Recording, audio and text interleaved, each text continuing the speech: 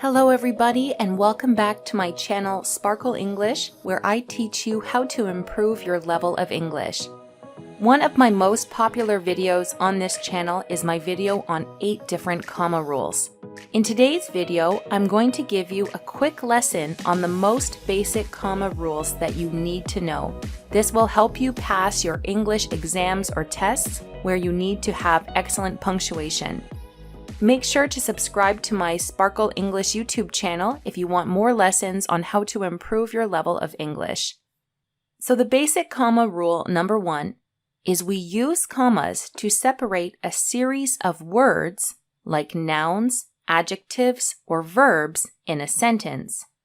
For example, I invited Mark, Serena, Lauren, and Jack to my party. Here we have 4 different nouns, and we have to separate these nouns by adding a comma after each one. Her boyfriend made salmon, rice, and salad for dinner. Now let's look at an example using adjectives. My mom is beautiful, generous, kind, and selfless. We went jet skiing, hiking, and swimming at the resort last summer. Comma rule 2. We use a comma to separate a series of phrases in a sentence. This is similar to rule number 1, but instead of separating individual words in a list, we have to separate a series of phrases. For example, Jose cleaned the bathroom, did the laundry, and read a book before bed. We have to separate these 3 series of phrases by adding a comma after each one. I have to go to the bank, go grocery shopping, and take the kids to school in the morning. Note that we only add commas after the phrases before the conjunction and not the phrase after the conjunction. Rule 3. Use a comma to separate independent clauses when they are joined by the following conjunctions: for, and, nor, but, or, yet, so. An independent clause is a sentence that is a complete thought. It is a standalone sentence. For example, Dad is renovating the kitchen. This is an independent clause. It's a complete sentence. And Mom is painting the living room is also a complete sentence.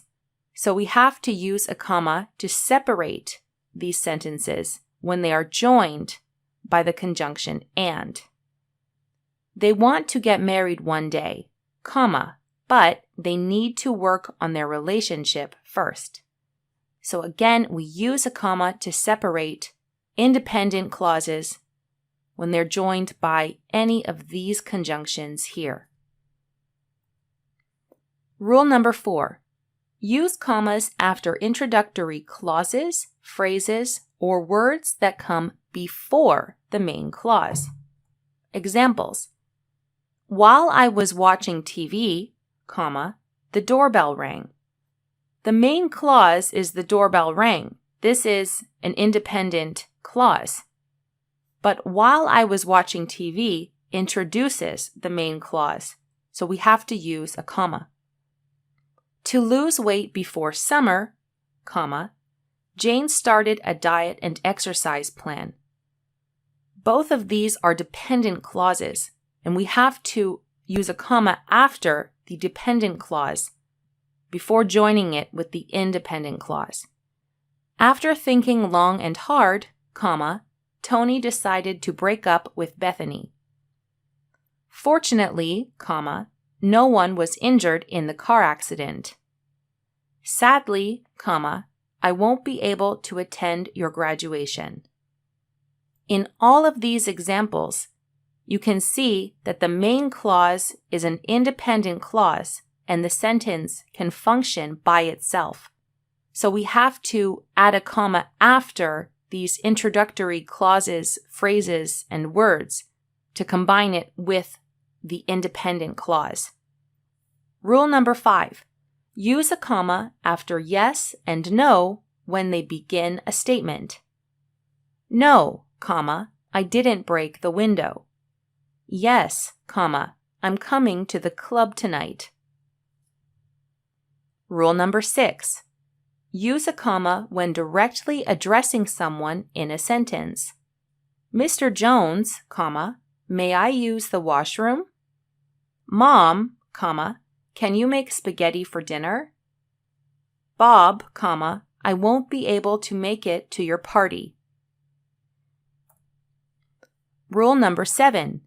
Use a comma to separate a quotation from the rest of a sentence. So in American English, commas always go before closing quotation marks. She can't come tomorrow, comma, he said. We would not put a period here if we have he said or she said. We have to use a comma instead of a period or full stop. Jessie exclaimed, comma, quotation mark, you're the best aunt ever. So remember to use a comma to separate a quotation from the rest of a sentence. Rule number 8. Use commas to separate multiple adjectives that describe or modify the same noun when the word and can be placed between them. For example, she is a funny, intelligent woman. Because we can say she is a funny and intelligent woman, we have to separate these two adjectives by adding a comma. It was a long, hard day. Again, because we can say it was a long and hard day, we have to use a comma to separate these adjectives because they're describing the same noun. Rule number 9. Use a comma to separate the name of a city from a country or state. Example, they are spending their holidays in Toronto, Ontario. Have you ever been to Paris, France?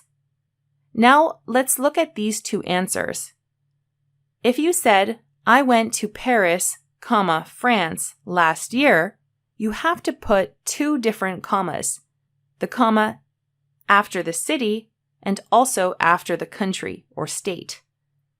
However, if you answered, I went to Paris last year, because this is just one word, we do not have to use a comma.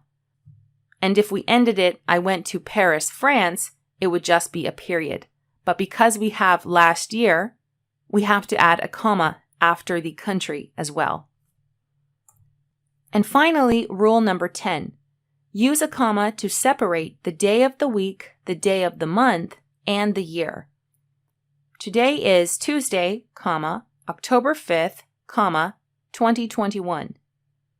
The concert is on January 1st, 2022. So make sure to add a comma to separate the day of the week, the day of the month, and the year. So that is it for my basic comma rules lesson.